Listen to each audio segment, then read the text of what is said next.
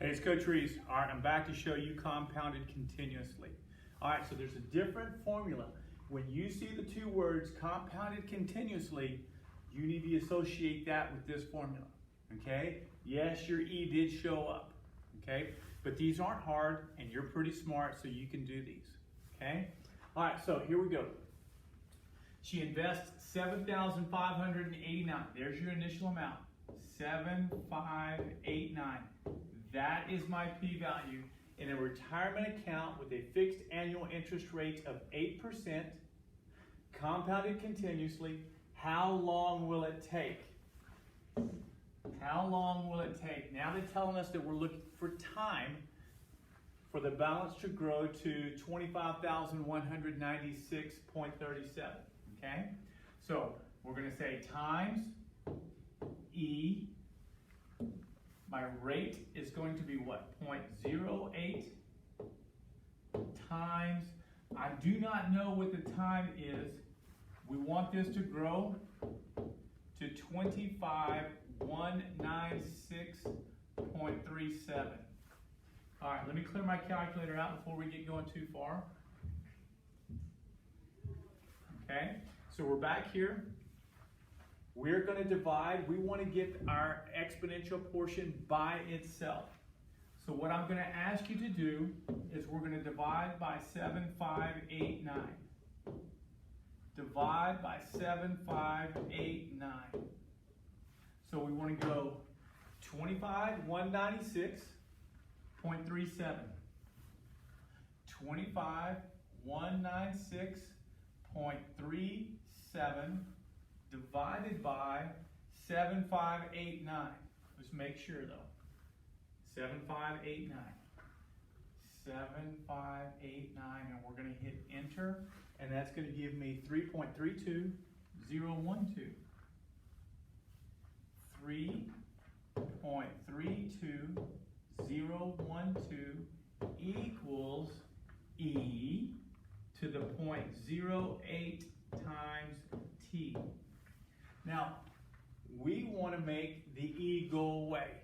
And we've solved these equations, and we're going to use the natural log.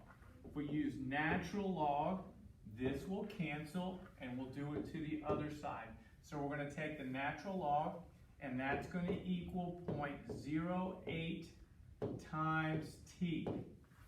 Natural log of 3.32012. And when we get finished, we're just going to divide by 0.08, and that will give us our time, okay? So, natural log of 3.32, control ln, natural log of 3.20, let me make sure now, 2012.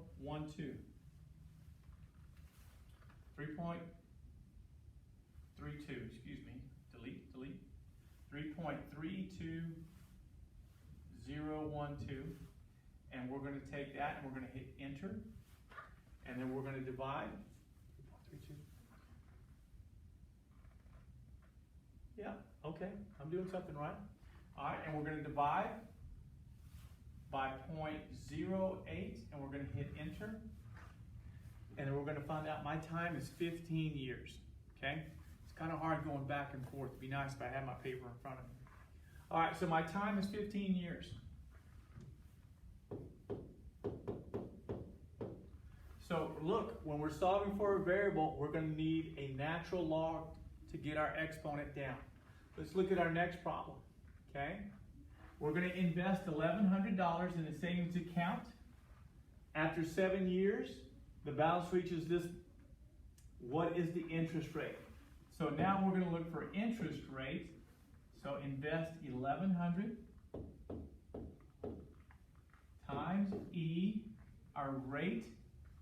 We don't know the rate. As far as the time goes, it says 7.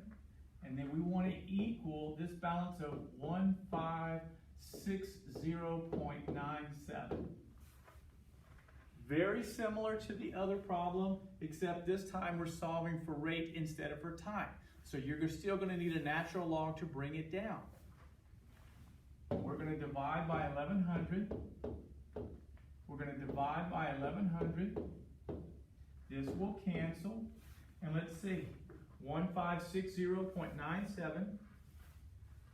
1560.97 divided by 1100. We're going to hit enter, and that's 1.41906. 1.41906 equals e to the r times 7. And again, just like the last problem, we're going to take the natural log to make the e disappear. So we're going to say natural log, cancel. We want the natural log of 1.41906, and that will equal r times 7. And when we get done, when we put this in the calculator, we're just going to divide by 7. Okay?